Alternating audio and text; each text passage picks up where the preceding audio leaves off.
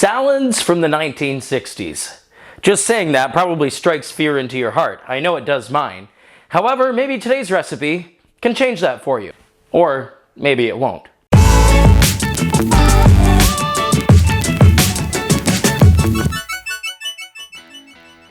The year is 1966, and a family that lives on the South Carolina-Georgia border near Aiken, South Carolina, puts out this cookbook, the Treasured Southern Family Recipes Cookbook. There are a lot of weird things in here. There's a meatloaf that has bananas in it. There are some pretty disgusting things that are definitely uniquely Southern, and if you're from the South, my apologies. I did live in North Carolina for 4 years, so I'm not totally inept when it comes to Southern cuisine. However, today we're going to be making a blueberry cream cheese salad that, although it is a salad from the 1960s that is gelatin based, it doesn't sound bad. The ingredients actually sound pretty decent. So stick with me. We're going to find out together if this is any good or not. The first thing that we're going to do is put our lemon Jello, gelatin, into a bowl, and we're going to combine that with a cup of hot water, which I have just boiled here, and a cup of cold water, which we're going to put in after the gelatin dissolves in the hot water.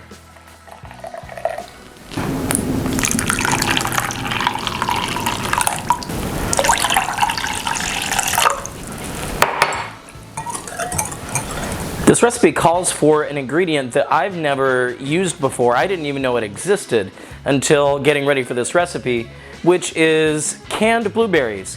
And I obviously knew there was blueberry pie filling and things like that, but just to have regular canned blueberries, that kind of surprised me that that existed. But we're using it today. Our recipe calls for 1 cup of canned blueberries, and we're gonna mix that with 1 tablespoon of sugar.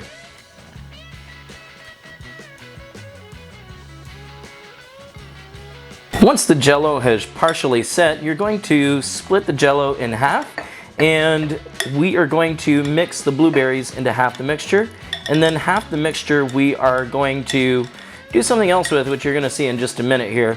But once you have that separated out, you're going to gently fold your blueberries and sugars into half the mix, and then put that into a mold to finish setting.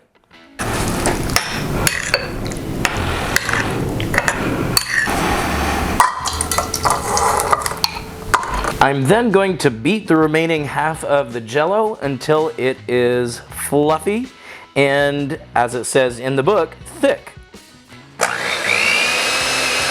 The directions say to fold into it 3 ounces of cream cheese and a 1/3 cup of walnut pieces.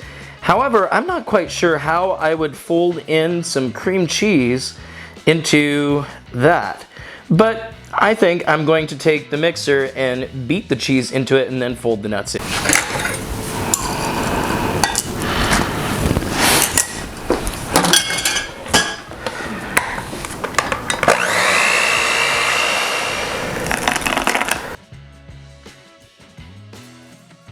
You're then going to put your blended mixture on top of the other mixture to completely set in the fridge.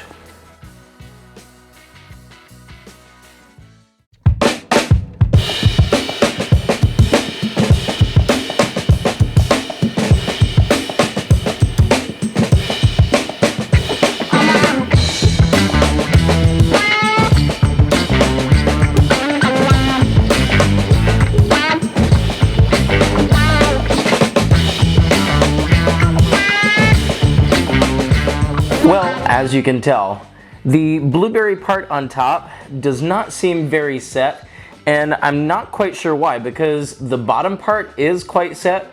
So maybe it just needed more time in there, but you know, it's fine. It's about the flavor anyway, right? So I'm gonna give it a try and we'll see. It's quite interesting because it's almost custard-like and there's no eggs in this whatsoever. That bottom whipped part is honestly, I think, almost better than the top. It is denser than I thought it would be, considering that the whole thing is whipped. However, it has that cream cheese, which perhaps gives it that denser texture. The blueberries are nice. I think these actually would be better with fresh blueberries. And considering how expensive a can of blueberries is, I think I would just use either frozen blueberries or fresh blueberries and call it a day for the top. However, it tastes nice, it's light, it's sweet.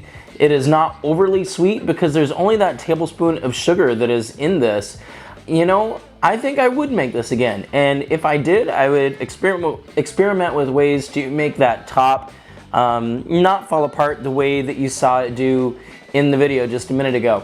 But yeah, I think this is good. I don't know if it redeems 1960s Jello salads altogether, but hey, at least it puts me in the right direction. And we'll see you next time on Recipe Reviver.